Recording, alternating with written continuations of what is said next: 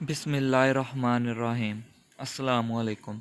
फरमान Ali professional पॉलिशमैन एक नई video के साथ आपकी खिदमत में हाजिर हुआ है, जिसमें ये पुराना फर्नीचर है, इसको हमने न्यू करना है। बस इसको शाइन देनी है।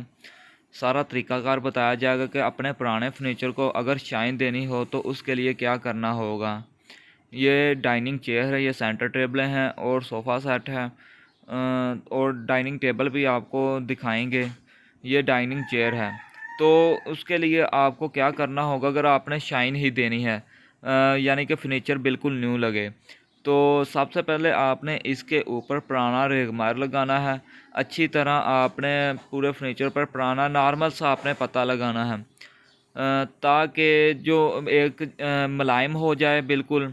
फिर बाद में आपने इसके ऊपर गोल्डन दाना लाख पॉलिश लगानी है।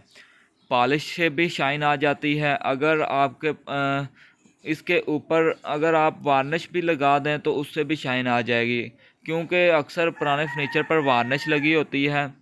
तो आप अगर नीचे वार्निश लगी है तो वार्निश भी लगा सकते हैं। वार्निश के ऊपर पॉलिश भी लग जाती है। अगर आप पॉलिश लगाना चाहें तो पॉलिश से भी शाइन आ जाती है। और ये डाइनिंग टेबल है, और ये देखें आपके सामने हम इसके ऊपर रेगमार लगा रहे हैं पुराना। बिल्कुल नॉर्मल सा आपने पता लगाना है इसके ऊपर, ताकि मुलायम सतह हो जाए। फिर बाद में आपने इसके ऊपर पॉलिश लगानी है। बस हम ये पॉलिश लगा रहे हैं, उससे ही शाइन देखें कितना प्यारा हमारी ये डाइनिंग चेयर हो गई हैं।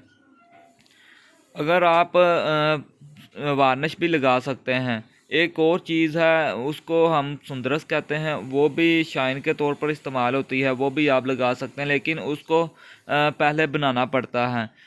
एक दिन उसको वक्फा देना पड़ता है, फिर जाके वो तैयार होती है। लेकिन हम इसके ऊपर बस नॉर्मल पॉलिश लगाएंगे, उससे ही ये फर्नीचर बिल्कुल न्यू हो जाएगा।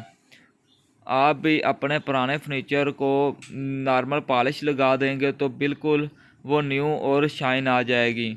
ये देखें आपके सामने हम ये डाइनिंग चेयर है, इसके ऊपर जस्ट पॉलिश लगाई है और पॉलिश से ही शाइन आ गई, क्योंकि कस्टमर को शाइन चाहिए थी और न्यू फर्नीचर हो जाए, इसलिए उससे इसके ऊपर हमने पॉलिश लगा दी है। वीडियो अच्छी लगी लाइक और शेयर ज़रूर करें। शुक्रिया।